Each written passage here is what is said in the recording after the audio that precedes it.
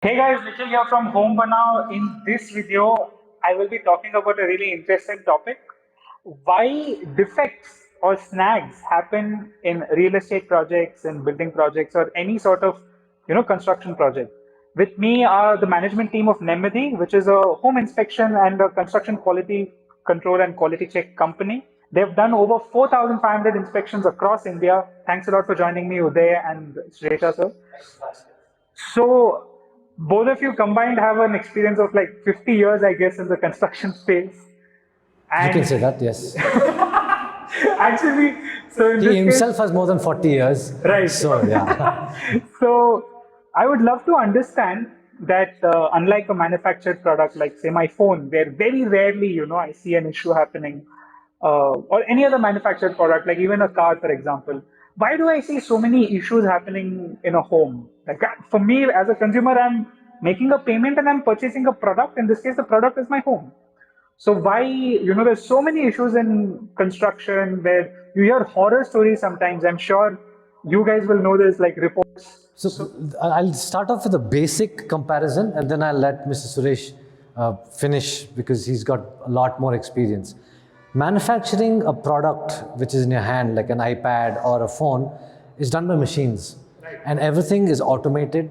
Robots have a lot of places and they take care to the extent of microns. So they do a lot of those repetitive processes over a period of time and it gets honed. But whereas construction, even there, even though you have 100,000, a million products that come out, you may have 0.001 defect rate. Now let's look at construction. We've not yet come to the age where robots build homes. We still have humans who are involved. Humans are all different. The contractor, the plumber, the electrician, everybody involved is different. Their level of understanding is different. Their level of experience is different. So it's bound to have a difference in the end product that gets formed. So that's why we believe that there is a chance of snags happening.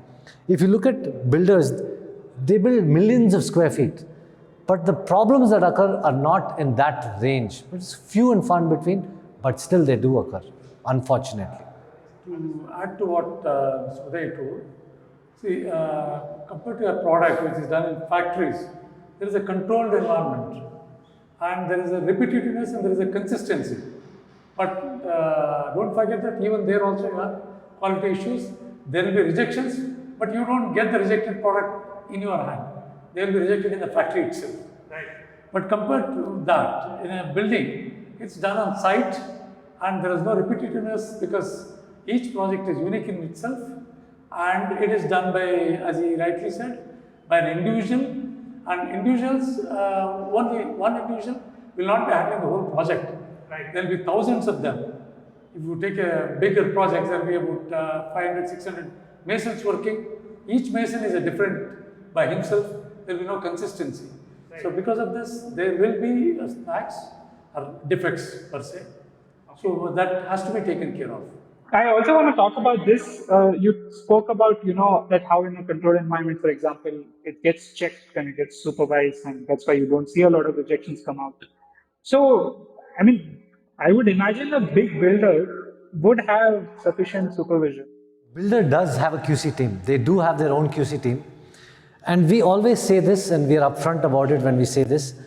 A QC team is still a member of that family, right? By and large, it is very difficult for the right hand to punish the left hand. And that becomes the issue. And sometimes there could be, I'm not saying there is always, there could be internal pressures that prevent a QC team from actually functioning like the way they should.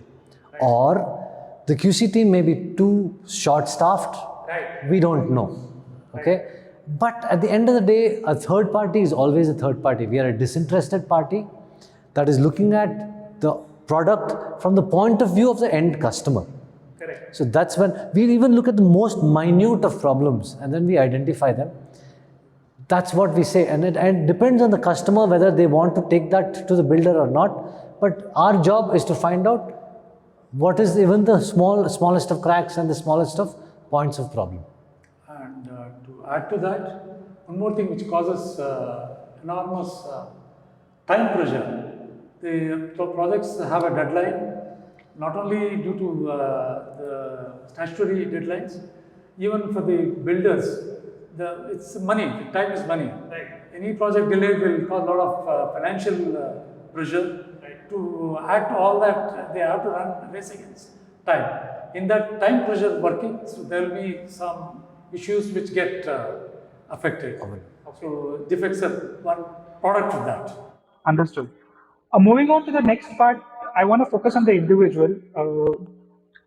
So you spoke about, how workmen's, and because there's so many and so different, occasionally you will have some sort of variation, and variation leads to mistakes, right? So, like, is there something which, contributes to this factor? Is there something which can be done about this? Any thoughts on that? One is they have to follow a standard operating procedure, which is applied without any deviations at every stage, Right. and sufficient manpower to enforce that. So there also again more manpower, More cost. more cost. So, I mean, there was an example which you gave, which I think we should mention. We have seen that in construction sites, when the buildings are very tall, 15, 20, 30, 40 floors, and lifts are not yet in place, right? You have somebody who needs to supervise the work. Right. So you have masons who need to complete and they go up. But to supervise it, a person has to climb up 20, 30, 40 flights of stairs. When there are no elevators, the person generally will tend not to climb up every day to the 30th or the 40th floor. Right. For a problem at higher up floors is higher if there is no attention paid in terms of manpower. Interesting. Have you found that in your over 4,500? Yeah, we have seen that there are cases, and we've identified it too.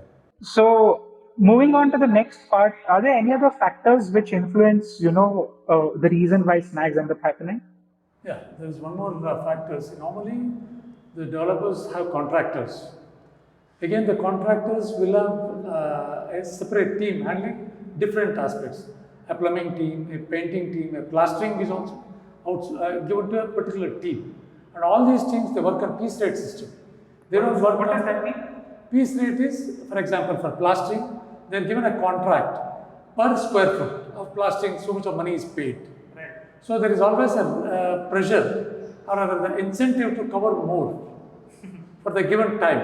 Right. So that sometimes results in compromise in quality. Okay. So earlier days, people were being paid daily wages. Per day you are paid so much of money, and some target is fixed, but they are not always attained. They can even do a good job with a little more extra time. Right. Since there is an incentive to earn more, they are trying to run against the time and then try to complete more. They compromise on the quality. Interesting. Okay.